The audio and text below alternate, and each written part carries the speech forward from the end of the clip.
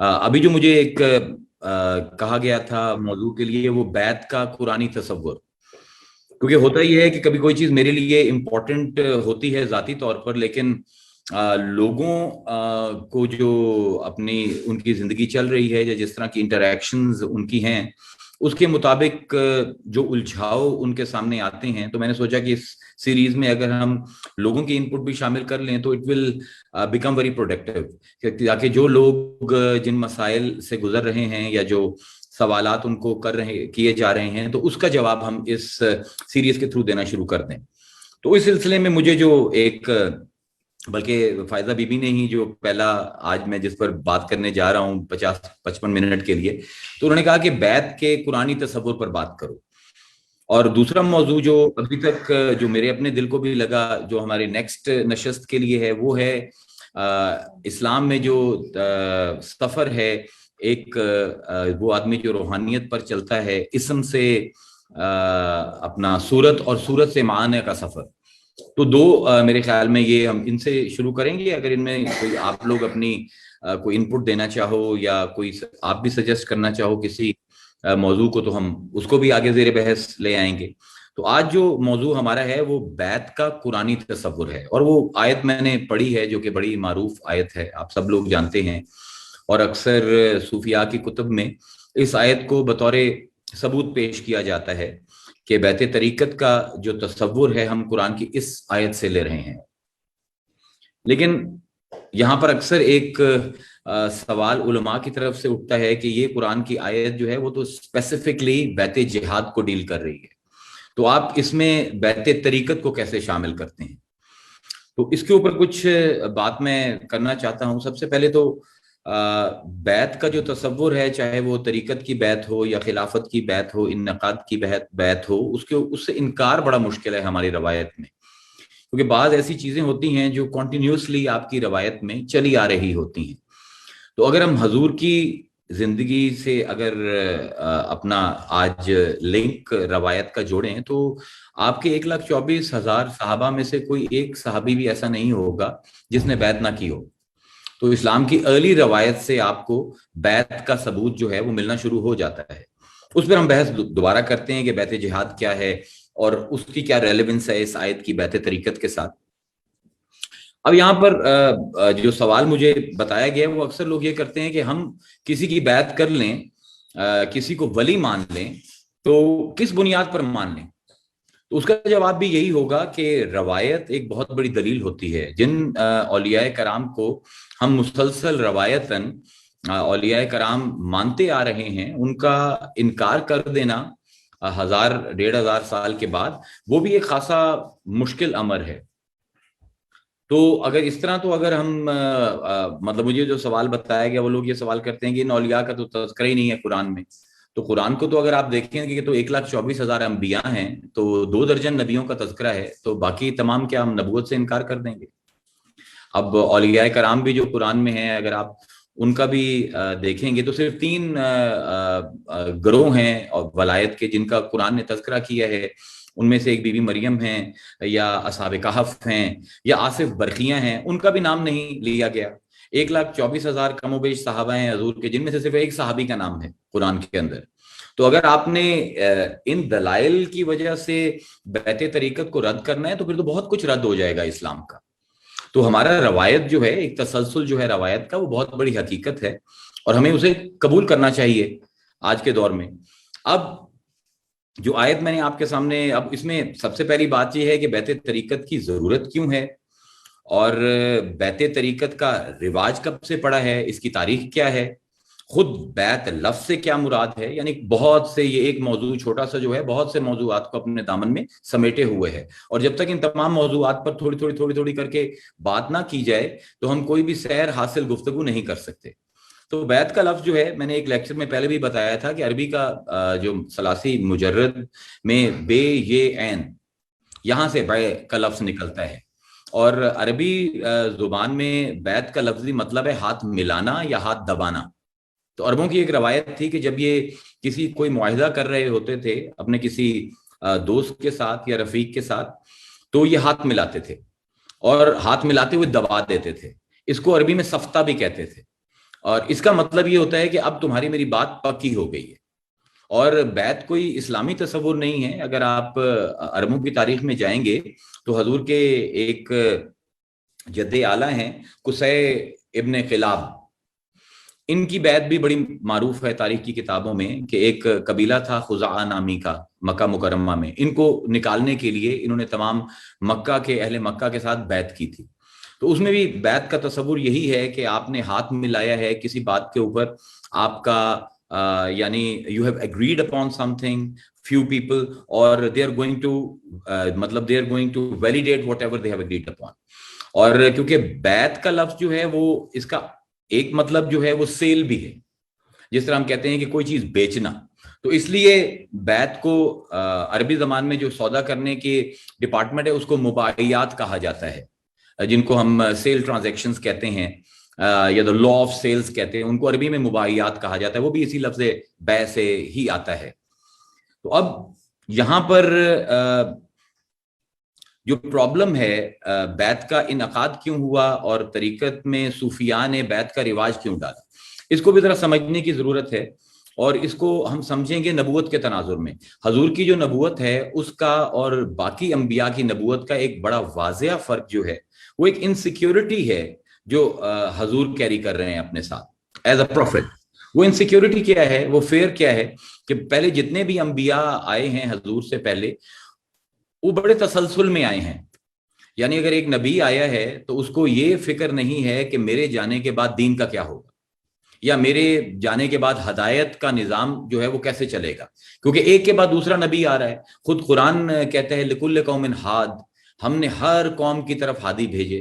ثم ارسلنا رسلنا تترا، اللہ کہتا ہے کہ ہم نے رسولوں کی قطاریں لگا دی ایک کے بعد دوسرا. ایک وقت میں 200 رسول آ رہے ہیں، انبیاء آ رہے ہیں ایک وقت میں. اب کسی بھی نبی کو یہ پرابلم نہیں ہے کہ میرے جانے کے بعد یہ جو نظام ہے ہدایت کا اس کا کیا بنے گا. کیونکہ جتنے بھی نبی آئے ہیں اگر ان کی ہم تاریخ دیکھیں تو ہمیں ایک امر بڑا واضح ہے کہ انبیاء نے بڑی پیورٹی کے ساتھ جو بھی تعلیم خدا سے ملی وہ عوام تک پہنچائی. بعد میں عوام نے اس میں کرپشن لے کر آئے، اپنی باتیں شامل کر لی، کچھ باتوں کو چھپا لیا، جو کہ قرآن کا ایک مسلسل ایک پورا ایک سبجیکٹ قرآن میں آتا ہے کہ یار ہم نے ان کو کتابیں دیں، ان کتابوں میں سے انہوں نے چیزیں نکال دیں، اپنی چیزیں شامل کر لیں، پھر کتابیں جو ہیں وہ پوری کی پوری چھپا دیں عوام سے. تو امت کا مزاج تو یہی ہے شروع سے کہ جب بھی کوئی نبی اپنی تعلیم چھوڑ کر جاتا ہے تو امت اس کو پریزرو نہیں کرتی ہے، بلکہ اس کو اپنے فائدے کے لیے، اپنے دنیاوی مقاصد کے حصول کے لیے اللہ کی آیتیں تک بیچ دیتے ہیں چند پیسوں کے لیے. تو اب حضور آخری نبی ہیں اور قرآن بھی حضور خود فرما رہے ہیں لا نبی بعدی، میرے بعد کوئی نبی نہیں آنا. خود قرآن کہہ رہا ہے کہ ما کان محمد ابا احد من رجالکم ولکن رسول اللہ وخاتم النبیین، کہ یہ اب یہ فائنل سیل ہے پروفیسی کی. تو پروفٹ کے لیے ایک مسئلہ یہ ہے کہ ان کے دنیا سے بظاہر جانے کے بعد اس ہدایت نامے کا کیا بنے گا. مطلب امتوں کا مزاج تو میں نے پہلے ہی آپ کے سامنے رکھ دیا کہ تحریف کرنا، چیزوں کو بدل دینا، اللہ تعالیٰ کے کلام کو چھپا دینا، یہ تو مزاج ہے، ایک کنٹینیوس مزاج چل رہا ہے. تو اب حضور کیا کریں کہ اب آخری وقت ہے اور آپ نے تشریف بھی لے کر جانا ہے، ظاہر طبعی عمر ہے اور چلا جانا ہے، بظاہر آپ نے موجود نہیں ہونا. تو اب وہ حضور کے نظام کے ساتھ، اسلام کے ساتھ، قرآن کے ساتھ، حضور کی چھوڑی ہوئی روایت کے ساتھ بعد میں کیا ہوگا.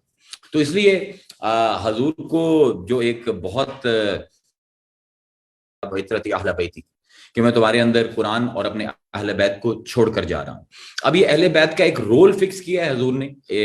ابن حجر مکی رحمہ اللہ کی کتاب ہے بڑی مشہور سوائق المحرقہ، اگر آپ وہ پڑھیں تو اس میں ایک وہ حدیث نقل کرتے ہیں کہ آپ نے فرمایا کہ فی کل خلف من امتی عدول من اہل بیتی. اٹس اے ویری انٹرسٹنگ حدیث کہ فی کل خلف من امتی، کہ میری امت کی ہر جنریشن میں، میری امت کی ہر کھیپ میں عدول، عدل کرنے والا آئے گا، من اہل بیتی. اور اس کا رول حضور نے کیا بتایا؟ تو حضور نے فرمایا کہ جب قوم جو ہے وہ تحریف کرے گی دین میں تو یہ اس میرے دین کو واپس لے کر آئے گا عدالت کے اوپر. اور وہاں پر جو لفظ آیا غالین، جب غالین تحریف کریں گے، یعنی جو ایگزیجریٹرز ہیں وہ جب بہت زیادہ اس کو دین کو لوگوں کے لیے بوجھ بنا دیں گے تو یہ آئیں گے اور یہ دین کو دوبارہ اسی عدل پر لے کر آئیں گے کہ جہاں پر میں نے چھوڑا تھا. یعنی یہ رول ہے اہل بیت کا، حضور کی اولاد کا، کہ ایک تو انہوں نے درجہ عدالت میں رکھنا ہے، اگر کوئی تحریف ہوتی ہے تو اس تحریف کو ختم کر کے دین کو واپس اپنی اوریجنل فارم میں لے کر آنا ہے. اور اگر حضور نے فرمایا کہ اگر کوئی تعویل کوئی جاہل کرتا ہے، دوسرا ان کا رول یہ ہے کہ جب جاہل لوگ دین کی تعویل کریں گے تو یہ جو میری اہل بیت کے لوگ ہیں یہ ان جہلا سے بچا کر دین کو اس کی اپنی اصلی علمی فارم میں درجہ عدالت پر قائم رکھیں گے. تو اس لیے اگر آپ اپنی سینٹلینس کی اسلام کی روایت پر غور کریں تو آپ کو 100 میں سے تقریباً 90 کے قریب اولیاء جو ہیں وہ سید ملیں گے. آپ ارد گرد جتنے مزارات ہیں ان کا مشاہدہ کر لیں، صرف پاکستان انڈیا کو چھوڑ دیں، آپ کہیں بھی چلے جائیں تو جہاں پر بھی ولایت کی روایت ہے تو آپ کو وہاں پر اس کے ماخذ میں بھی اور اس کے بعد بھی روایت میں سادات کی ایک بہت بڑی تعداد ملے گی. تو یہاں پر ہمیں سمجھ یہ آ رہا ہے کہ جو ولایت کا ایک پورا ڈپارٹمنٹ ہے اس کا مین مقصد ہے کہ دین کو اس کی اصل شکل کے اندر پریزرو رکھا جائے. اب میں اس آیت کی طرف واپس آتا ہوں جو میں نے سرنامہ کلام میں بیان کی ہے، اس کے اوپر جو کچھ مشکلات ہیں، کچھ جو اشکال وارد ہوتے ہیں اس کے اوپر بات کر دیتا ہوں کہ اللہ فرما رہا ہے کہ ان الذین یبایعونک. اب انا حرف تنبیہ ہے کہ بے شک وہ لوگ، اب یہاں پہ الذین ہیں تو جتنے بھی آپ میں جو عربی کے جاننے والے ہیں وہ جانتے ہیں کہ یہاں پر اللہ تعالیٰ بیعت کے موضوع کو کھول رہا ہے. اب الذین کا مطلب کوئی بھی، یعنی اللہ نے کوئی شرط نہیں لگائی کہ کوئی متقی آئے، کوئی مومن آئے، کوئی روزے دار آئے، کوئی بہت بڑا عالم آئے، نہیں. ان الذین یبایعونک، بے شک وہ لوگ جنہوں نے بیعت کی تیرے ساتھ. اب آگے انما حسر آیا ہے، حسر کے اوپر میں 2 دفعہ بحث کر چکا ہوں کہ حسر کا کام یہ ہے کہ ایک لفظ کو اپنے تمام اعتباری معنوں سے جدا کر کے ایک طرف راہ کھولی جائے، جس کو ہم اردو میں کہتے ہیں بس کے بس. ان الذین یبایعونک، بے شک کوئی بھی وہ لوگ جنہوں نے تیرے ساتھ بیعت کی، انما صرف اور صرف یبایعون اللہ، انہوں نے حقیقتاً صرف اور صرف اللہ سے بیعت کی. ید اللہ فوق ایدیہم، اور ان کے ہاتھوں پر اللہ کا ہاتھ ہے. اب یہاں پر ایک بحث چلتی ہے، ہمارے ایک اصول تفسیر کی بہت بڑی کتاب ہے البرہان فی علوم القرآن، امام زرکشی کی کتاب ہے اور مطالعے کے قابل ہے یہ کتاب. جن لوگوں کو تفسیر کا شوق ہے ان کے لیے بڑی قیمتی کتاب ہے. تو امام زرکشی نے اس میں ایک بحث چھیڑی ہے کہ جو محل نزول ہوتا ہے یا سبب نزول، یعنی جس ماحول میں آیت آئی ہے اس کو آپ کبھی بھی تفسیر سے خارج نہیں کر سکتے. اب جس موقع پر یہ آیت آئی ہے اس موقع کو ہم نے ہمیشہ نظر میں رکھنا ہے. اب موقع کیا ہے کہ حضور اپنے 1400 صحابہ کے ساتھ عمرے کے لیے گئے ہیں، حدیبیہ کے مقام پر ان کو روک لیا گیا ہے. آپ نے سوچا کہ کس کو بھیجا جائے نیگوسیشنز کرنے کے لیے قریش مکہ کے ساتھ، تو انتخاب ہوا حضرت عثمان کا. اور کیونکہ ایک تو وہ نرم طبیعت کے تھے اور دوسرا he had loaned lots of money to people in مکہ. تو حضور کے ذہن میں یہ تھا کہ لوگ اس کا احساس کریں گے، خیال کریں گے because he has loaned lots of money to them. تو اس خیال کے پیش نظر حضرت عثمان کو بھیجا گیا. وہاں پر نیگوسیشنز میں دیر ہو گئی، حضرت عثمان رات کو واپس نہیں آ سکے. حدیبیہ دور تھا، اب وہاں پر اس زمانے میں واٹس ایپ وغیرہ بھی نہیں تھے، ٹیلی فون بھی نہیں تھے، کوئی وہ واپس بتا سکتے. تو ایک افواہ پھیل گئی کہ انہوں نے یا تو حضرت عثمان کو کیپچر کر لیا یا شہید کر لیا. اس کے اوپر حضور نے یہ بیعت لی اور یہ سب مسلمان اس بیعت کو جانتے ہیں. اب یہاں پر ایک اشکال جو وارد کیا ہے وہ یہ کیا گیا ہے کہ اگر حضور نے بیعت لی ہے حضرت عثمان کے قتل کی خبر سن کر تو اس کا مطلب ہے حضور کو نہیں پتا تھا کہ عثمان جو ہیں وہ شہید ہو گئے. تو ایک اشکال یہ وارد کیا جاتا ہے. تو میں نے کہا اس سے پہلے کہ بعد میں کوئی سوال کرے میں پہلے ہی اس کا اشکال کا جواب دے دوں کہ حضور نے جب یہ بیعت شروع کی ہے تو آپ جب روایت پڑھتے ہیں صحیح بخاری میں یا دیگر احادیث کی کتابوں میں تو حضور نے بیعت کا شروعات یوں کی ہے کہ آپ نے ایک ہاتھ یوں رکھا اور ایک ہاتھ یوں اور یوں کیا، فرمایا کہ یہ میں بیعت لے رہا ہوں، یہ میرا ہاتھ ہے اور یہ عثمان کا. تو اس میں اشکال جو ہے وہیں پر ہی ختم ہو جاتا ہے. اگر حضور کو نہیں معلوم تھا کہ حضرت عثمان زندہ ہیں یا نہیں تو مردہ کی بیعت تو لینا ویسے ہی جائز نہیں ہے. آپ بیعت جو معاہدہ کر رہے ہیں کسی کے ساتھ تو اس کی پہلی شرط یہ ہے کہ اگلا زندہ ہو. تو اگر حضور نے کہا ہے کہ یہ عثمان کا ہاتھ ہے اور یہ میرا ہاتھ ہے تو اس سے وہ اشکال فوراً ختم ہو جاتا ہے کہ حضور کو پتا تھا یا نہیں پتا تھا. اب یہاں پر امام زرکشی کہتے ہیں کہ یہ جو محل نزول ہے، یہ جو ریزن فار ریویلیشن ہے وہ تو یہ ہے کہ آپ جا رہے ہیں اور حضرت عثمان کے قتل کی خبر آئی ہے اور جو بیعت بھی لی گئی ہے تو اس میں جو راویوں کا بیان ہے وہ یہی ہے کہ وہ یہی کہتے ہیں کہ نحنو بایعنا محمدن علی ان لا نفر، ہم نے اس بات کے اوپر حضور سے بیعت کی کہ ہم بھاگیں گے نہیں جنگ سے، اگر جنگ ہو گئی تو ہم بھاگیں گے نہیں. تو ہے تو یہ بیعت جہاد ہی، ظاہر ہے محل نزول تو یہی ہے. لیکن اب یہاں پر ایک جو سوال اٹھایا ہے ابن حجر نے اور جو تمام علم فقہ سے جن لوگوں کا تعلق ہے، جورسپروڈنس سے، ایک بہت بڑا مسئلہ ہے فقہ میں کہ کیا محل نزول یا شان نزول وجہ خصوصیت بن ہے کہ نہیں. اس کو میں آسان لفظوں میں بیان کر دوں کہ ایک کوئی آیت آئی ہے، اس کا کوئی نہ کوئی سبب ہوگا، کوئی نہ کوئی واقعہ ہوگا، کوئی نہ کوئی وجہ ہوگی جس کی وجہ سے وہ آیت آئی. لیکن کیا ہم اس آیت کو صرف اس واقعے میں بند کر سکتے ہیں؟ تو اس میں جو اصول ہے فقہ کا وہ یہ ہوتا ہے کہ جب ایسا معاملہ ہو تو کبھی بھی محل نزول کا اعتبار نہیں ہوتا بلکہ عموم معانی کا اعتبار ہوتا ہے. عموم معانی کہ یعنی وہ آیت کس طرف پوائنٹ کر رہی ہے، اس کا مطلب کیا ہے. یعنی آئی کسی خاص وجہ سے ہے لیکن ہم اس کو اس خاص چیز میں قید نہیں کر سکتے، ہم نے اس کو معنی کو دیکھنا ہے. اس کو میں ابھی 2-4 مثالوں سے سمجھا دوں گا کہ فقہا نے اس پر اتنی بحث کیوں کی ہے. اس امر کے اوپر لوگ سمجھتے ہیں کہ یہ بیکار سی بحثیں ہیں اور مطلب یہ اپنی علمی روب جھاڑنے کے لیے فقہا نے یہ بحثیں کی ہیں. نہیں، ان کے پیچھے ایک پوری وجہ آ رہی ہوتی ہے. اب اگر ہم یہ کرتے ہیں، کیونکہ دیکھیں جہالت کی 2 قسمیں ہیں، ایک وہ جہالت ہے جو عوام کو درپیش ہوتی ہے اور ایک وہ جہالت ہے جو علماء کو درپیش ہوتی ہے. مطلب علماء کی بھی جہالت ہوتی ہے. جب آپ پڑھتے ہیں، زیادہ علوم حاصل کرتے ہیں تو آپ کو نظر آتا ہے کہ بعض اوقات علم جو ہے وہ بہت بڑا حجاب بن جاتا ہے ہمارے لیے. العلم حجاب اکبر، حضور کی ایک حدیث بھی ہے اور یہ بھی حدیث ہے کہ ان من العلم جہلا، کہ علم سے ہی جہالت پیدا ہوتی ہے اور بہت بڑا حجاب ہے، بہت بڑا ویل ہے علم. اب یہ علماء کو ایک جہالت درپیش ہوتی ہے کہ وہ اس آیت کو اسی محل کے اندر بند کرنا چاہتے ہیں کہ جس وجہ سے وہ آیت آئی ہے، وہ کہتے ہیں یہ اس واقعے کے علاوہ یہ آیت کسی اور چیز کے لیے استعمال نہیں ہو سکتی. اس کو کہتے ہیں ہم علمی زبان میں علماء کی جہالت. یعنی اگر آپ دیکھیں، مثلا میں آپ کو 3-4 مثالیں دے دوں فقہ کی تاکہ آپ کو یہ معاملہ سمجھ آ جائے.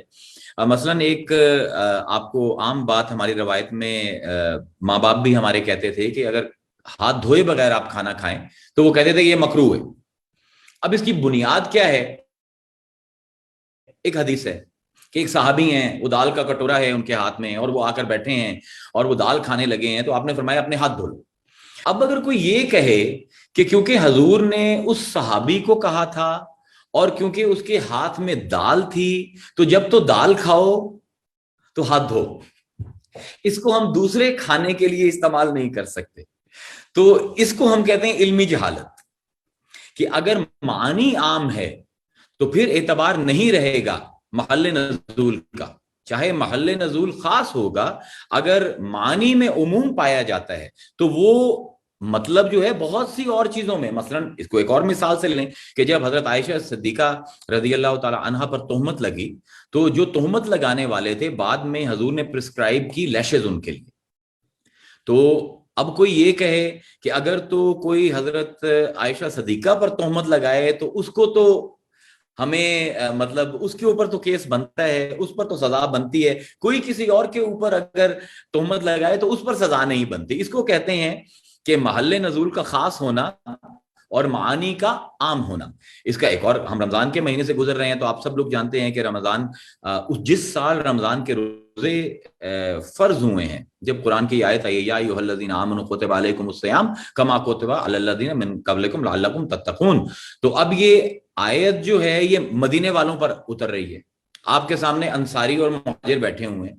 اب ہم یہ کہیں کہ کیونکہ یہاں پر محل نزول مخصوص ہے تو صرف روزے رکھیں گے مہاجر اور انصار، تو اس کو ہم سوائے ایک علمی جہالت کے اور کچھ بھی نہیں کہہ سکتے. یہی آپ ابھی روزے فرض ہوئے ہیں اور 2-4 دن بعد ہی حضور کو بدر جانا پڑا ہے جنگ کے لیے. اب پہلا سال ہے, پہلے سال کے روزے فرض ہوئے ہیں, اب حضور سفر پر جا رہے ہیں, تو ایک صحابی حضور کے پاس بھاگتے ہوئے آئے کہ یا رسول اللہ, اب آگے ہم جا رہے ہیں, جنگ ہوگی, تو کیا اس سفر میں اگر میں روزہ رکھوں, جس دن جنگ ہو رہی ہے اس دن روزہ رکھوں, تو کیا نیکی ہے؟ تو آپ نے فرمایا نہیں, یہ نیکی نہیں ہے. تو اب ہم یہ کہیں کہ جی بدر کا موقع تھا اور صحابی نے حضور سے سوال کیا, وہاں گرمی بہت زیادہ تھی, نہیں, اس کا مطلب یہ ہوگا, یہ معنی عام ہوگا, یعنی جب بھی ایسے حالات پیدا ہو جائیں کہ آپ کو جنگ کرنی پڑے تو تب آپ روزے ترک کرو گے, کیونکہ روزے کی تو قضا ہے, جنگ کے دن کی قضا نہیں ہے. تو یہ مطلب فقہ میں یہ جو مسئلہ ڈسکس کیا جاتا ہے محل نزول کا اور عموم معنی کا, اس کے ساتھ ہمارے بہت سے مسائل جڑے ہوئے ہیں. اب یہاں پر میں نے صرف آپ کو مطلب وہ چند مثالیں دینی تھی کہ اگر ہم اس اصول کو چھوڑ دیں تو ہمارے لیے اب نمازوں کا بھی جو حکم ہے وہ تو صحابہ کو ہوا ہے. اقیم الصلاۃ, صحابہ بیٹھے ہوئے تھے, انہی سے ہی مخاطب ہے قرآن, تو پھر میں نمازیں کیوں پڑھوں؟ تو اس پر یہی اصول فقہ کا لاگو ہوگا کہ چاہے سبب نزول خاص تھا, لیکن کیونکہ معنی میں عمومیت پائی جاتی تھی, معنی میں جنریلٹی پائی جاتی تھی, تو وہ اس کے مساوی جتنے بھی کیسز ہوں گے ان سب پر اس کا عمل درآمد ہوگا. اب حضور نے بیعت لی اور قرآن کہہ رہا ہے ان الذین یبایعونک انما یبایعون اللہ ید اللہ فوق ایدیہم, کہ جن لوگوں نے تجھ سے بیعت لی ہے انہوں نے فی الحقیقت اللہ سے بیعت لی ہے اور ان کے ہاتھوں پر اللہ کا ہاتھ ہے. اس کے اوپر بڑا خوبصورت مولانا روم کا ایک شعر ہے کہ وہ فرماتے ہیں کہ دست او را حق چو دست خیش خواند تا ید اللہ فوق ایدیہم براند, کہ یہ وہ ہستی ہے کہ جب ہاتھ بھی اپنا رکھ دے کسی کے اوپر تو اللہ کہتا ہے یہ تیرا ہاتھ نہیں, میرا ہاتھ ہے. اب یہاں پر جو ایک ہست و نیست کے لیے ایک خاص چیز, کیونکہ شعور کی اور سطح ہے, جو سامعین ہیں ہست و نیست کے, تو میں ذرا کھل کر ان سے بات کر سکتا ہوں. تو یہاں پر اب جو مسئلہ آ رہا ہے تفسیر میں وہ یہ آ رہا ہے کہ ہاتھ ہے حضور کا, لیکن اللہ نے نسبت دی ہے اپنے ہاتھ کو. تو جب فعل ایک ہو اور فعل کی نسبت دو سے دی جائے تو یہ ایک فصاحت کا بہت بڑا مسئلہ ہوتا ہے کہ فعل ایک ہو رہا ہے, حضور ہاتھ اپنا رکھ رہے ہیں, صحابہ کے ہاتھ نیچے ہیں, اور اللہ کہہ رہا ہے کہ یہ جو ہاتھ ہے یہ تیرا نہیں ہے, میرا ہے. یہ جو بیعت لی ہے یہ تو نے لی ہے, جس وقت تو نے بیعت لی ہے تو نے لی ہے, لیکن فی الحقیقت میں نے یہ بیعت لی ہے. اب اس کے اوپر دو جہت سے میں آپ کے سامنے بات کروں گا آج, دلچسپ بھی ہے اور ذرا انفارمیٹیو بھی ہے, تھوڑی سی کمپلیکیٹڈ بھی ہے. تو پہلے میں کمپلیکیٹڈ بات کر دیتا ہوں, پھر ذرا میں لطف کی بات کر دیتا ہوں. جب فعل ایک ہو اور دو فاعل کی طرف منسوب کیا جائے اس میں ہمیشہ کوئی رد تشکیک ہوتا ہے, کوئی نہ کوئی شک گزرا ہے, جس شک کو ختم کرنے کے لیے آپ یہ بات کرتے ہو. یا آپ اس طرح کہو کہ جب بھی محبوب پر بات آئے گی تو جو محبت کرنے والا ہے وہ اپنے آپ کو سامنے کر دے گا. اور قرآن میں یہ بہت موقعوں پر اللہ نے کیا ہے.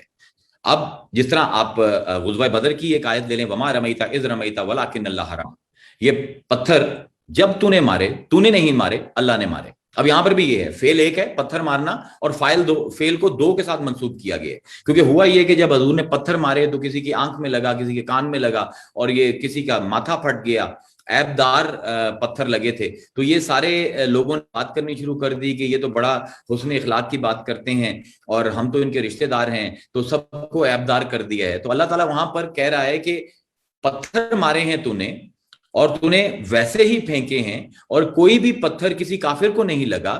سارے پتھروں نے ڈھونڈ کے صرف جو تمہارے مخالف تھے, جو دشمن تھے, جو مشرک تھے, ان کے چہروں پر ڈالا ہے. اگر یہ کوئی کمال ہے تو وہ تیرا ہے, اور اگر کسی کو اس پر اعتراض ہوتا ہے تو میں کہتا ہوں یہ عمل میرا ہے. یعنی یہ اگر کسی کے اوپر الزام آ جائے تو آپ اس کی جگہ عمل کو اون کر لیتے ہو, تاکہ وہ الزام جو ہے وہ ڈیفیوز ہو جائے کہ ہاں میں نے مارے ہیں, اب بات کرو. اسی طرح جس طرح معراج کی میں نے بات کی تھی پچھلے لیکچر میں, کہ اللہ فرماتا ہے سبحان الذی اسری بعبدہ لیلا من المسجد الحرام الی المسجد الاقصی, کہ پاک ہے وہ ذات جو راتوں رات لے گئی, سیر कराई जिसने, सैर की नहीं की, तो हजूर ने सैर है, फेल तो है हजूर का सैर करना, लेकिन अल्लाह ताला उस फेल को अपनी तरफ मंसूब कर रहा है। यानी अगर इस सैर में कोई कमाल है तो वो तेरा है, और अगर किसी को शक गुजरता है तो ये मैंने करवाई। अब एग्जैक्टली वही असूल यहां पर, ये दोनों असूल मैं पहले भी बयान कर चुका हूं हस्तोनीस के फोरम पर, अब इसी उसूल को अब यहां पर पेश कर दें। इन्नल्लज़ीना युबायिऊनका इन्नमा युबायिऊन अल्लाह, वो लोग जिन्होंने तेरे हाथ पे बैत की, उन्होंने फिल हकीकत हमारे हाथ पे बैत की, और इनके हाथों पर हमारा हाथ था। अब एक उसूल है, अब इसमें भी एक पहलू कमाल का है और एक पहलू शक का है। कमाल तो ये है, मुबाइयात का असूल, मुबाइयात कहते हैं सेल परचेज को। आप मंडी का एक असूल है, हमारे साथ एक बिजनेसमैन भी बैठे हैं, कि जब भी आप कुछ बेचोगे तो आपको कुछ ना कुछ बदले में मिलेगा। अब हजूर ले रहे हैं अल्लज़ीना युबायिऊनका, तो हजूर को ये लोग अपना आप बेच रहे हैं, हजूर बदले में क्या दे रहे हैं? अब अजर अजीम जो है वो तो कयामत में मिलेगा। मुबाइयात का असूल ये है कि अभी कुछ लिया है तो कुछ मिलना चाहिए। तो अब अगर कमाल है तो कमाल ये है कि अपनी जान भी बेच रहे हैं और बदले में भी कुछ नहीं चाह रहे, है तो कमाल की ट्रांजैक्शन कि you are selling your self and you don't want anything in return. तो अल्लाह कह रहा है अगर इसमें कोई कमाल है इस बैत में तो वो तेरा है। इन्नल्लज़ीना युबायिऊनका, इन लोगों ने तुझसे बैत की है। और अगर किसी को यह लगता है कि उसके साथ धोखा हो गया कि खरीद भी लिया है और बदले में सिर्फ वादा मिला है, कुछ नहीं मिला, इन्नमा युबायिऊन अल्लाह, तो हमने किए ये परचेज सेल हमने की है, तो हमसे बात करो। इसको अगर आप मॉडर्न कॉन्टेक्स्ट में इसको अच्छी तरह समझना चाहते हैं तो just look at how the companies operate. Companies के अपने रिप्रेजेंटेटिव्स होते हैं जो आपको चीजें बेचते हैं। घरों में आ जाते हैं लोग, कोई इंश्योरेंस बेच रहा है, कोई वैक्यूम क्लीनर्स बेच रहा है, कोई एजेंट्स गाड़ियां बेच रहे हैं कंपनी की। तो उस ट्रांजैक्शन में जो भी प्रॉफिट होता है वो इस एजेंट को नहीं होता, जिस कंपनी का ये नॉमिनी है उसको प्रॉफिट होगा। और अगर आपने गाड़ी खरीदी है और गाड़ी में कोई नुक्स निकल आया है, या आपने इंश्योरेंस की है और उसमें कोई बंदे ने इंश्योरेंस की है, 4 दिन बाद उसकी डेथ हो गई है, तो जो नुकसान होगा वो एजेंट को नहीं होगा, वो नुकसान ट्रांसफर होगा कंपनी को, क्योंकि कंपनी ने उसको नॉमिनेट किया है। तो यहां पर अल्लाह ताला उसी मॉडर्न कॉन्टेक्स्ट में अगर तफसीर करेंगे तो अल्लाह कह रहा है कि वो जो इसके पीछे है सौदा करने वाला वो मैं हूं। तो जिन्होंने इसके साथ डील किया है, अगर कोई नफा है तो मैंने देना है, और अगर किसी को नुकसान लगता है तो वो भी मैं ही सहूंगा। So you don't need to worry when dealing with the person I have nominated, उसके नफे का उसके नुकसान का सारे का जिम्मेदार मैं हूं। It's a kind of assurance, एक जामिन अल्लाह ताला बन रहा है कि जिन्होंने भी ये बै की है, ये बैत की है हमारे रसूल के साथ, उनके अगर कोई नुकसान होंगे तो उनके जिम्मेदार हम हैं। क्योंकि अब ये बात पता नहीं मुझे करनी चाहिए या नहीं, हजूर के साथ जितने लोगों ने बैत की है, it's a huge number, lakh से ऊपर लोग हैं, उन सब की नीयत एक नहीं थी। आप जब कुरान और हदीस पढ़ते हो तो आपको 3 बड़ी ब्रॉड कैटेगरीज हजूर के साथ बैत करने वालों की नजर आ जाती है कुरान में। एक कैटेगरी वो है जिन्होंने सिर्फ दुनिया हासिल करने के लिए बैत की है, हिजरत भी की है तो सिर्फ दुनिया के लिए, दुनिया की ही किसी चीज के लिए। अगर बैत भी की है तो पावर के लिए, पैसे के लिए, because Islam had become an empire and there were lots of benefits getting attached to Islam. तो अल्लाह ताला ने उन लोगों की एक अलग कैटेगरी बनाई है।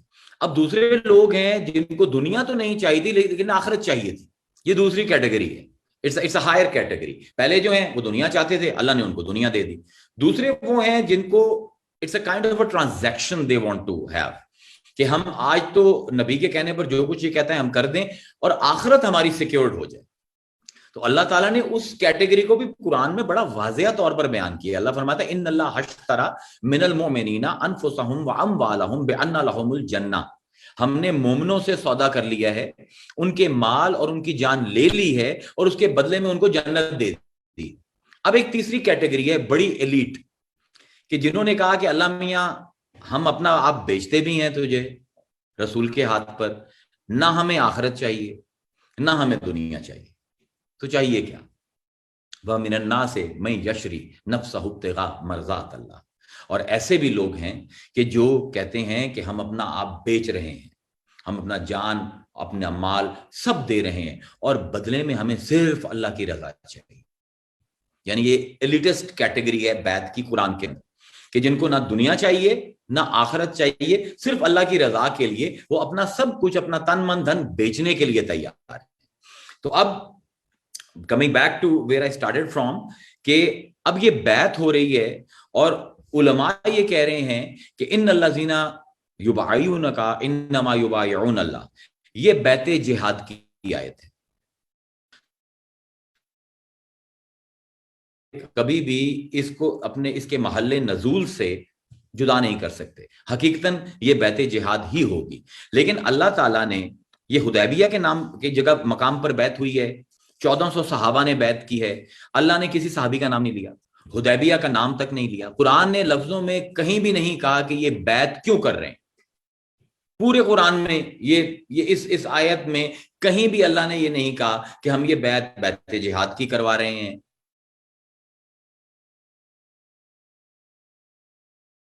سے اللہ تعالیٰ جو قرآن کے لفظ ہیں وہ سیدھے کہہ رہے ہیں کہ ہم بس بیعت کروا رہے ہیں۔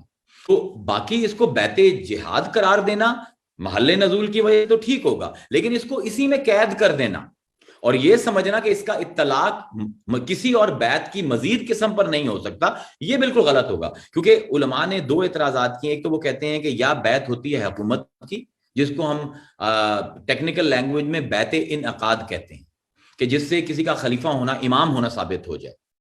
انہوں نے وہ کہتے ہیں کہ جی یا حضور نے بیعت انعقاد کی ہے یا حضور نے بیعت جہاد کی ہے، اس کے علاوہ حضور نے کوئی بیعت نہیں کی۔ تو اب میں دو حدیثیں آپ کے، ایک قرآن کی آیت اور ایک حدیث بیان کر دیتا ہوں اور فیصلہ آپ پر چھوڑ دیتا ہوں، بیکاز میں کبھی بھی اپنا اوپینین کسی پر ٹھونسنا نہیں چاہتا، جو میرے سامنے ڈیٹا ہوتا ہے وہ میں آپ کے سامنے رکھ دیتا ہوں۔ جہاں تک تو بیعت حکومت کا تعلق ہے، بیعت انعقاد کا تعلق ہے، تو آپ کو متواتر حدیث ملیں گی بیعت عقبہ اولا اور بیعت عقبہ ثانیہ کی۔ یہ حضور مکہ مکرمہ میں ہیں، 11واں سال ہے حضور کی دعوت اور تبلیغ کا، اور ابھی حضور کوئی حکمران نہیں بنے، حضور کے 100-125 کے لگ بھگ صرف صحابی ہیں، اور بڑا برا حال ہے مکہ مکرمہ میں۔ مطلب یہ وقت وہ ہے کہ حضور کے سائے سے بھی لوگ کتراتے ہیں، اتنے ہاسٹائل ہو چکی ہے انوائرمنٹ کہ کوئی اگر سلام بھی کر لے تو وہ قریش کی بیڈ بکس میں آ جاتا ہے۔ یہ عقبہ ایک مقام ہے جو وادی منی اور مکہ مکرمہ کے درمیان ہے۔ یہاں پر 6 لوگ آئے مدینہ منورہ سے، اور انہوں نے 11ویں سال میں آ کے پہلی دفعہ حضور سے بیعت کی، اور پھر اگلے سال 12 لوگ آئے۔ ان کا صحیح بخاری میں اگر آپ دیکھیں گے، ٹریس کریں گے اس حدیث کو، تو آپ کو یہ باب ایمان میں حدیث ملے گی۔ اٹس ویری انٹرسٹنگ کہ بیعت کی حدیث امام بخاری بیعت باب ایمان میں لائے ہیں، یعنی ایمان اور بیعت کا آپس میں کوئی بہت گہرا تعلق ہے۔ اب جب یہ لوگ آئے ہیں تو ان میں ایک بدری راوی ہیں جن سے امام بخاری نے حدیث روایت کی ہے، جن کا نام ہے عبیدہ ابن الصامت، بہت بہت مشہور اپنا راوی ہیں، عبادہ بن الصامت۔ اب یہ عبادہ بن الصامت جو ہیں، یہ ہی is a very romantic character as well. یہ جب آئے وفد کے ساتھ، مدینہ والوں کے ساتھ، اور حضور سے بیعت کر رہے تھے، تو یہ انہوں نے پہلی دفعہ انصار کا لفظ استعمال کیا، کہ انہوں نے حضور سے کہا کہ نحن انصارک، کہ یا رسول اللہ آج سے ہم آپ کے مددگار ہیں۔ اسی سے ہی ان کا نام انصار پڑا، جو قرآن نے بھی بعد میں انصار کے اوپر جو باتیں کی ہیں، وہ سب سے پہلے دفعہ عبادہ بن الصامت، یہ جب حضور غزوہ بدر کے اندر پہنچے تھے، تو کیونکہ جو تعداد تھی قریش کی وہ بہت اوور ویلمنگ تھی، 700، 1000، 1200، 1400، 2000 تک تعداد ہمیں ملتی ہے۔ حدیث کی کتابوں میں یہ آتا ہے کہ 2 اونٹ وہ صبح ذبح کرتے تھے ناشتے کے لیے، اور 2 اونٹ رات کے کھانے کے لیے ذبح کرتے تھے۔ تو یو کین امیجن کہ there was a huge gathering، اور مسلمان 313 تھے، اور آگے 1500، 2000 بندے۔ تو ایک دفعہ مسلمانوں نے جب اتنی تعداد دیکھی، پھر ان کے پاس اسلحہ بھی نہیں تھا، گھوڑے بھی نہیں تھے، وہ سارے جو ہیں اسلحہ بھی بہت تھا، گھوڑے اونٹ بہت تھے، تو مسلمان تھوڑے سے گھبرا گئے۔ تو اس وقت یہی عبادہ بن الصامت کھڑے ہوئے، اور انہوں نے حضور سے کہا کہ ہم موسیٰ کی قوم نہیں ہیں کہ جو آپ سے کہے گی کہ تم جاؤ اور تمہارا خدا جائے اور لڑے۔ تو یا رسول اللہ آپ بھی بیٹھیں اور آپ کا خدا بھی بیٹھے، اور دیکھیں ہم کیسے لڑتے ہیں، اور چاہے ہم تعداد میں کم ہیں لیکن ہم ان کو ماریں گے بھی، ان کو بھگائیں گے بھی، اور ان کے پیچھے یمن کے بارڈر تک جائیں گے۔ پھر انہوں نے کہا کہ یا رسول اللہ یہ تو فوج ہے، اگر آپ حکم دیں تو ہم سمندر کی لہروں سے لڑ جائیں، اور جب تک سمندر اپنی لہروں کے سر پٹخ نہ دے ہم لڑتے رہیں اس کے ساتھ.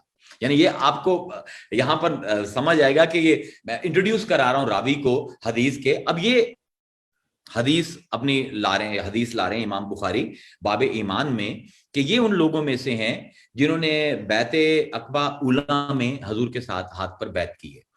اب اس وقت نہ تو حضور حکمران ہے اور نہ ہی کوئی جہاد ہو رہا ہے. تو جن لوگوں کو یہ ایک مطلب میں نے بتایا نا جہالتیں دو قسم کی ہیں، ایک عوام کی اور ایک علماء کی.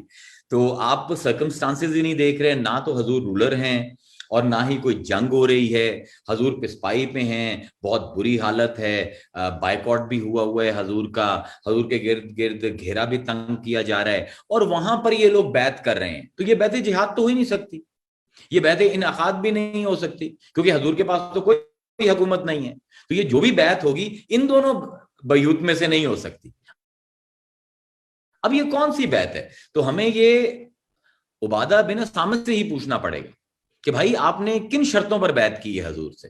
تو جو امام بخاری روایت لائے ہیں اس میں ان کے لفظ ہیں کہ وہ کہتے ہیں کہ بایعونی علی ان لا تشرکوا باللہ شیئا، ہم نے حضور سے اس چیز کے اوپر بیعت کی کہ ہم اللہ کے سوا کسی اور کو شریک نہیں بنائیں گے اللہ کا، اور ولا تسرکوا، اور ہم چوری نہیں کریں گے، ولا تزنوا، اور ہم بدکاری نہیں کریں گے، ولا تقتلوا اولادکم، اور حضور نے کہا کہ تم اپنی اولادوں کو قتل نہیں کرو گے. یعنی جو معاشرتی برائیاں پائی جاتی ہیں اس وقت کے عربک کلچر میں، زنا اور شرک اور چوری کرنا اور اولاد کو قتل کرنا، حضور نے ان چار چیزوں کے اوپر ان سے بیعت لی ہے. اب اس بیعت کا نہ ہی حکومت سے تعلق ہے، اس بیعت کا نہ ہی جہاد سے تعلق ہے، اس کا تعلق یا یہ بیعت عقیدہ کہی جائے گی، عقائد کے ساتھ ہے، یا اس کو بیعت اسلام کہیں گے، یا بیعت اعمال صالحہ ہوگی. تو یہاں سے آپ کو یہ تین بیعت کی نئی اقسام صرف ایک حدیث سے مل جاتی ہیں کہ معاشرے کی برائیوں کو ختم کرنے کے لیے بھی بیعت لی جا سکتی ہے، عقیدے درست کرنے کے لیے بھی بیعت لی جا سکتی ہے، اور اچھے کروانے کے لیے بھی بیعت لی جا سکتی ہے. تو سب سے پہلے تو یہ سمجھنا کہ بیعت کی اسلام میں شروع سے کوئی قسم ہی نہیں تھی اور صرف جہاد کے لیے ہی بیعت لی گئی ہے. تو اگر کوئی ایسی قرآن سے آیت نکل آئے جس میں بیعت ان سے ہو جن کے اوپر جہاد فرض ہی نہیں ہے، تو پھر کہاں جائیں گے ہم؟ یعنی ہم مفسر قرآن تو بن جاتے ہیں، ہم علماء دین تو بن جاتے ہیں، لیکن پورے قرآن کو ہی اگر آپ پڑھ لیں تو بیعت النساء، عورتوں کی بیعت قرآن کا موضوع ہے. سورہ الممتحنہ کا بہت لمبی آیت آئی ہے جس میں عورتوں سے حضور نے بیعت لی ہے. اب اس میں دو طرح کے راوی ہیں، ایک راوی یہ کہتے ہیں کہ حضور نے ایک پیالہ منگایا، اس میں پانی ڈالا اور حضور نے اپنا ہاتھ مبارک ید اللہ جو ہے وہ حضور نے وہ ڈالا پانی میں، اور پھر وہ پیالہ لایا گیا اور وقتاً فوقتاً وہ جو سینکڑوں خواتین تھیں انہوں نے اس کے اندر ہاتھ ڈالے اور حضور نے بیعت لی. اور دوسرا یہ ہے کہ حضور کو ایک رومال دیا گیا، کپڑا دیا گیا لمبا، اور وہ عورتوں نے ایک سرے سے پکڑ لیا اور دوسرے سرے سے حضور نے پکڑا تو انہوں نے بیعت کی. اب قرآن نے پوری اس بیعت کی جو شرطیں ہیں وہ سامنے رکھ دیں. سب سے پہلے تو یہ بیعت جہاد ہو ہی نہیں سکتی کیونکہ عورت پر جہاد فرض ہی نہیں، اور دوسرا نمبر پر یہ کہہ سکتے ہیں کہ بیعت حکومت ہے تو وہ قرآن کی آیت خود اس کی نفی کر رہی ہے. یعنی اللہ تعالیٰ فرما رہا ہے سورہ الممتحنہ میں، یا ایھا النبی اذا جاءک المؤمنات، اے ہمارے نبی جب آپ کے پاس آئیں مومن عورتیں. تو یہ جو عورتیں آئی ہیں دے آر آلریڈی، ان کے بادشاہ حضوری ہیں اور وہ آلریڈی صاحب ایمان ہیں. یہ بیعت اسلام بھی نہیں ہو سکتی کیونکہ وہ آلریڈی مسلمان ہیں. اللہ تعالیٰ مومنات کہہ رہا ہے. اور دوسرا یہ حضور آلریڈی ان کے رولر ہیں، وہ مدینہ منورہ میں ہیں، یا فتح مکہ کے اوپر کچھ لوگوں نے اس کا شان نزول کا ہے، تو وہ سارے تو پہلے ہی رعایا بن چکے ہیں حضور کی. اب اللہ تعالیٰ فرما رہا ہے کہ یا ایھا النبی اذا جاءک المؤمنات، یا اے نبی جب آئیں تیرے پاس عورتیں یبایعنک. اب یہاں پہ حال ذل حال آ گیا. حال کی ہم نے کس میں بیان کی تھی کہ حال جو ہے وہ حال تعلیلیہ، علت کا حال. اب یہ حال ذل حال ہے. اس حال میں وہ آئیں عورتیں کہ وہ تیرے سے بیعت کرنا چاہتی ہیں. یعنی اللہ تعالیٰ یہاں پر نیت بیان فرما رہا ہے کہ جو عورتیں تیرے پاس اس حال میں آ رہی ہیں کہ وہ تجھ سے بیعت کریں، اب شرطیں کیا ہیں؟ الا ان لا یشرکنا، اس شرط پر تیرے سے بیعت کریں کہ وہ شرک نہیں کریں گی، باللہ شیئا، اللہ کے ساتھ کسی کو بھی شریک نہیں کریں گی، ولا یسرکنا، اور چوری نہیں کریں گی، ولا یزنینا، اور بدکاری اور زنا کے قریب نہیں جائیں گی، ولا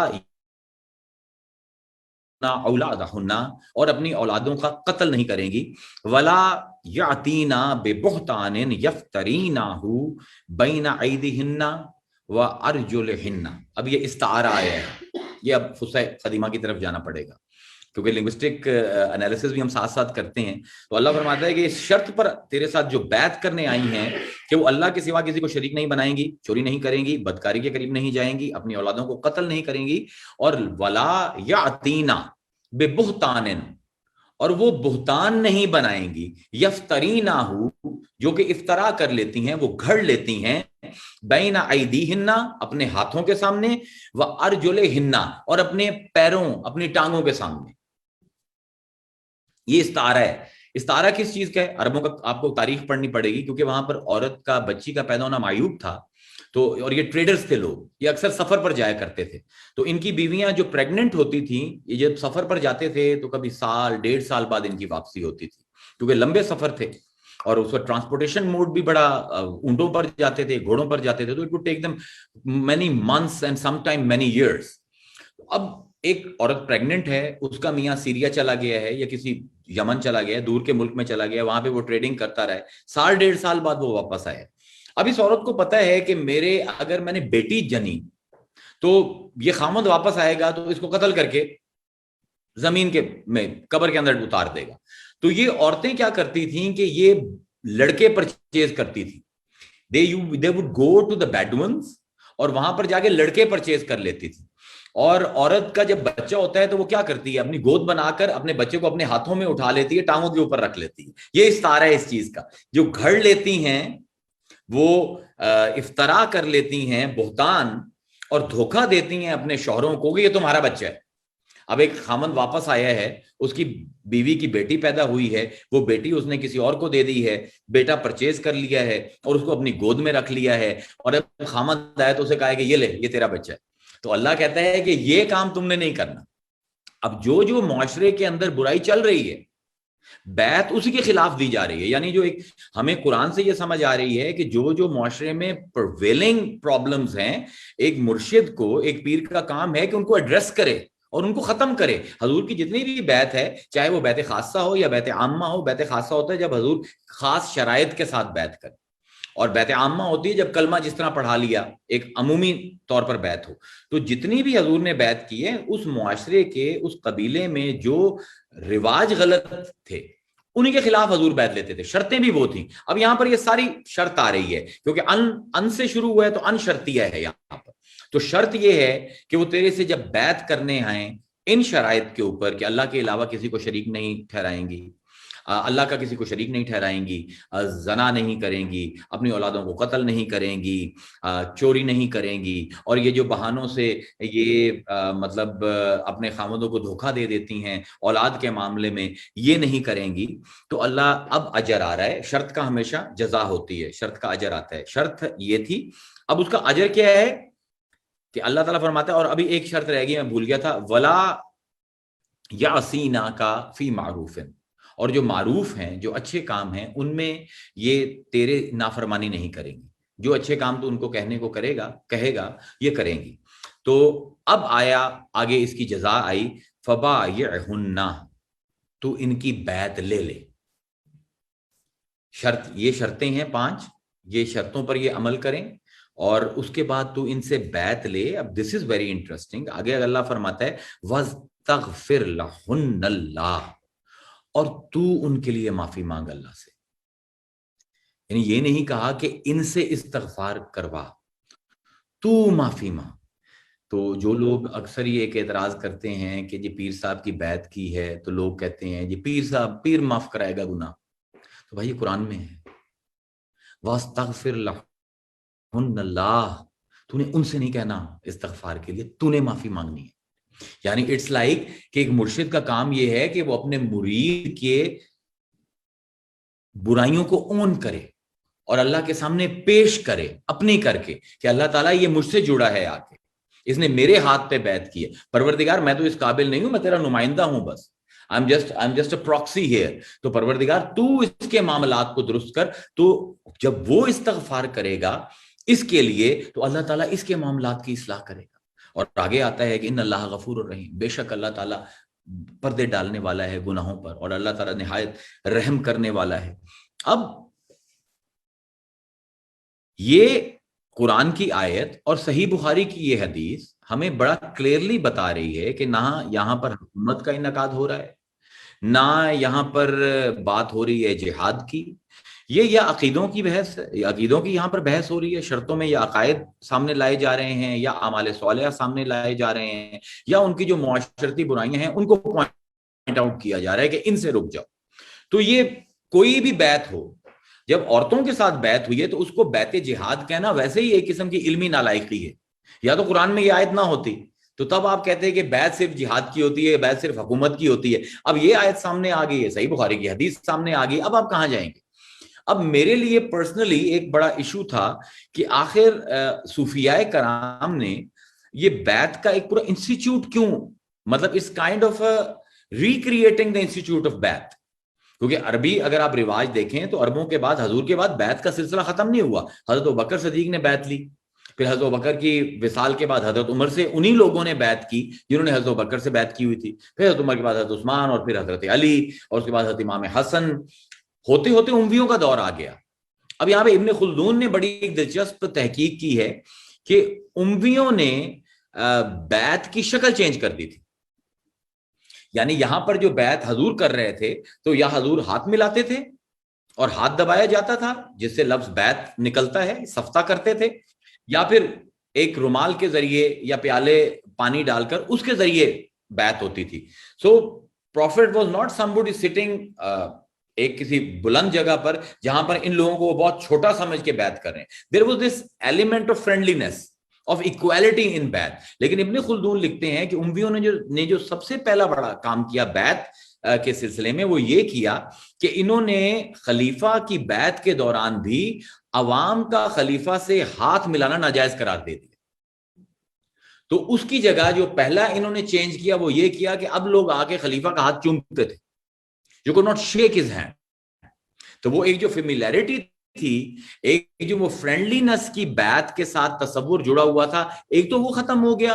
دوسرا بیعت صرف ہونے لگ گئی حکومت کے انسٹیٹیوٹ کو قائم کرنے کے لیے، یعنی صرف بیعت انعقاد رہ گئی، اس میں نہ بیعت عقیدہ رہی، نہ بیعت اسلام رہی، نہ بیعت اعمال صالحہ رہی، نہ عقائد کے اوپر بات ہو رہی ہے، نہ اعمال صالحہ کے اوپر بات ہو رہی ہے، نہ معاشرتی برائیوں کا ذکر ہو رہا ہے. صرف ایک بندے کو خلیفہ بنانے کے لیے آپ بیعت کر رہے ہو، اور وہی بڑا ایک ڈیپریکیٹوری قسم کا طریقہ ہے کہ آپ آ کے ہاتھ چومو. پھر they didn't stop there. انہوں نے پھر یہ بھی ختم کر دیا. انہوں نے کہا یار یہ ہاتھ چومنا بھی جو ہے نا یہ بھی خلیفہ کے لیے صحیح نہیں ہے، اس میں بھی نا ایک پروکسیمٹی، ایک کلوزنس ہے. پھر انہوں نے قسم کھانی شروع کر دی کہ اللہ کی قسم میں اس کو خلیفہ مانتا ہوں. دور کھڑے ہوئے تھے لائن میں اور قسم کھاتے تھے، اسی کو بیعت سمجھا جاتا تھا. پھر انہوں نے کہا کہ یار یہ بھی صحیح نہیں ہے، اس میں بھی کوئی وہ ایک تحکمانہ اور بادشاہانہ بات نہیں ہو رہی. پھر انہوں نے حکم دیا کہ جس نے بیعت کرنی ہے وہ بادشاہ کے سامنے آئے اور سجدہ ریز ہو کے زمین کو چومے. یعنی یہ امویوں کا دور ہے. ابھی میں عباسیوں تک تو جا ہی نہیں رہا کیونکہ میرے پاس ٹائم نہیں بچا، اس کے لیے تو پھر 15 منٹ علیحدہ چاہیے. یعنی انہوں نے بیعت کو، جو کہ ایک بڑی فرینڈلی سا جیسچر تھا اور جس میں عقائد اور اعمال صالحہ اور اسلام اور معاشرتی برائیاں اور لوگوں کی اصلاح کرنا سب کچھ شامل تھا، انہوں نے صرف اس میں سے جہاد اور انعقاد حکومت اس کو رکھا اور اس کی بھی فارم چینج کر دی. یعنی جتنا وہ لوگوں کو ڈیمین کر سکتے تھے، جو لوگ بیعت کرنے آتے تھے ان کو کرنا شروع کر دیا کہ زمین کو چومو بھائی بادشاہ کے سامنے. اور جب وہ زمین چوم لیتے تو کہتے چومنے کی آواز آنی چاہیے، تو چومنے کی جب آواز آتی تو کہتے ہاں بھی تیری بیعت ہوگی.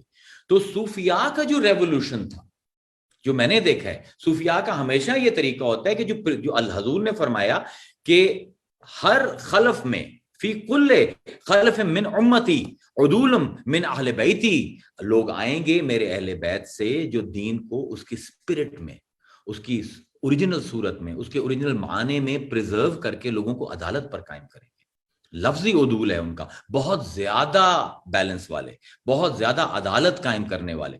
تو صوفیاء نے جب یہ دیکھا کہ بھائی یہ تو بیت میں سے عقائد بھی نکل گئے ہیں، بیت میں سے تبلیغ بھی نکل گئی ہے، بیت میں سے تلقین اعمال صالحہ بھی نکل گئی ہے، بیت میں سے معاشرتی برائیوں کو رفع کرنا بھی نکل گیا ہے، صرف یا حکومت ہے یا جہاد ہے۔ تو انہوں نے ایک پورا انسٹیٹیوٹ کھڑا کیا بیت کا، کہ جس نے نہ حکومت پر بیت کی، بیت کرتے ہوئے نہ حکومت کی بات کی، نہ بیت کرتے ہوئے انہوں نے جہاد کی بات کی۔ انہوں نے جو چھوٹ گئے تھے شعبے، یعنی بیت اعمال صالح، بیت اسلام اور تدارک کے جو برائیاں ہیں، معصیت معاشرہ، اس کے اوپر انہوں نے ایک پورا انسٹیٹیوٹ کھڑا کیا تاکہ دین میں جو بیت کی اصل سپرٹ نکل رہی ہے، اور اس کو صرف as a political gesture use کیا جا رہا ہے، جسٹ ایز اے مطلب اس ایک قسم کی بیت تبلے جنگ ہو گئی تھی کہ ادھر جنگ کرنی ہے تو چلو بیت کرو، اور بیت کر کے ہم جنگ کریں گے۔ تو اس کو ختم کرنے کے لیے اور اسلام کی بیت کے تصور کو اپنے اوریجن سے منسلک رکھنے کے لیے صوفیاء نے یہ بیت طریقت پوری لے کر آئی۔ اب یہاں پر ایک اور اشکال ہے جو کہ ایک اعتراض کیا جاتا ہے، وہ بھی مجھے کسی نے بتایا، اٹ واز کوائٹ فنی دو، اور وہ اعتراض یہ تھا کہ جی جب مرشد آپ کی بیعت کرتے ہیں تو وہ کلمہ پڑھواتے ہیں آپ کو، تو کیا مسلمانوں کو مسلمان کر رہے ہیں؟